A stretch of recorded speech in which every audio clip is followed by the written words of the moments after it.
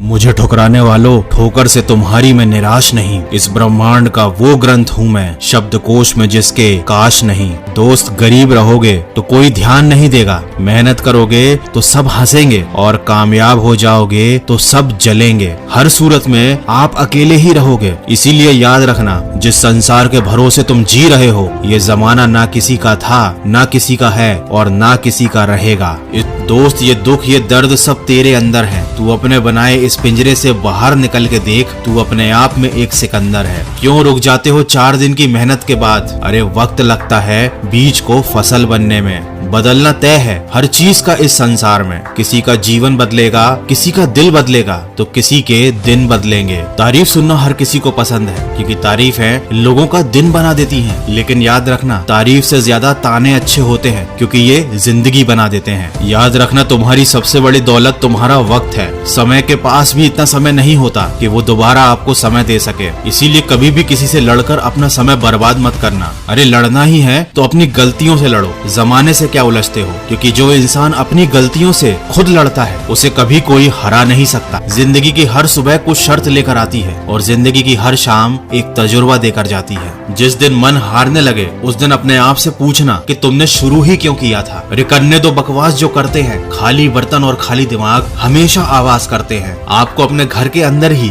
सफल होने के 7 मंत्र मिलते हैं। घड़ी कहती है कि हर मिनट कीमती है। शीशा करता है कि कुछ भी करने से पहले अपने अंदर झांक लेना। खिड़की कहती है कि सारी दुनिया को देख लो। कैलेंडर कहता है कि हमेशा अप टू डेट रहो। दरवाजा कहता है कि अपने लक्ष्य को प्राप्त करने के लिए बाहर निकलो। पंखा कहता है कि हमेशा दिमाग ठंडा रखो और छत कहती है कि हमेशा अपना लक्ष्य ऊंचा रखो। तो सकारात्मक सोच के साथ अपने लक्ष्य की तरफ बढ़ते चलो और खुद को कहते चलो कि कुछ सपने पूरे करने हैं, कुछ मंजिलों से मिलना है। सफर तो अभी शुरू हुआ है, मुझे बहुत दूर तक चलना है। आशा करता हूँ ये वीडियो आपको अच्छा लगा होगा। अगर ऐसा है तो इसे किसी न किसी के साथ शेयर जरूर कीजिए। देखिए, शुरुआत करूं उससे पहले मैं आपको एक बहुत ही अच्छा एग्जांपल देना चाहूँगा।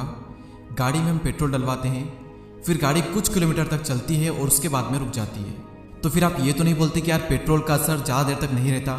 क्यों? क्योंकि आपको पता है कि पेट्रोल का असर एक लिमिट तक ही रह सकता है, उससे आगे नहीं रह सकता। और पेट्रोल ने अपना काम कर दिया, जितना गाड़ी को चलाना था उतना चला दिया। उसी तरीके से मोटिवेशन की भी अपनी एक लिमिट होती है।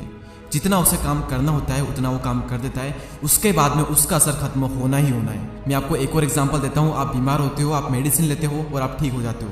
अब ऐसा तो नहीं है कि ज़िंदगी में आप फिर कभी बीमारी नहीं पड़ोगे। 3 महीने, 6 महीने या फिर 1 साल बाद कभी ना कभी तो आप बीमार ज़रूर पड़ोगे।